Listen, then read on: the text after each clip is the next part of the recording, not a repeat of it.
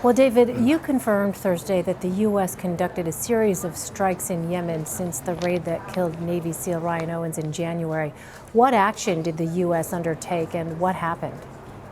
Well, it was quite a large air raid consisting of 20 airstrikes by both manned jet fighters and unmanned drones against several al-Qaeda base camps in central Yemen, a remote mountainous area. The strikes are believed to have killed several fighters and destroyed some weapons caches and equipment, and also killed one senior member of Al-Qaeda in Yemen. Remember that commando raid in which Ryan Owens was killed was supposed to be the start of a stepped-up campaign in Yemen, and this raid was a particularly large series of airstrikes inside Yemen.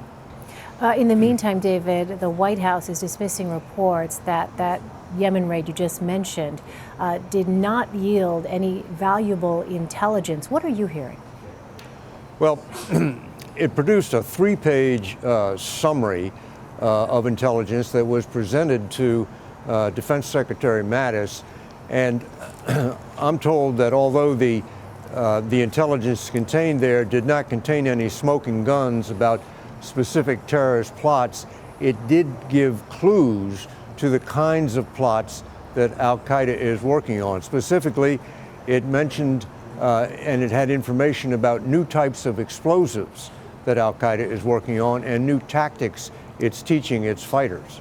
And so, David, you touched on it a moment ago, but what is the status then of current U.S. operations in Yemen?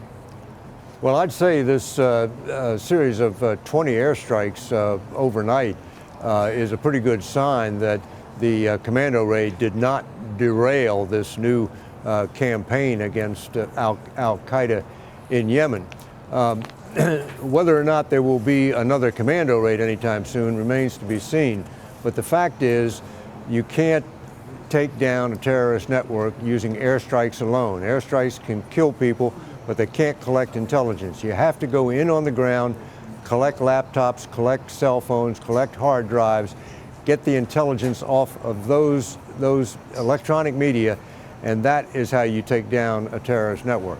All right. National Security Correspondent David Martin at the Pentagon for us. David, thank you.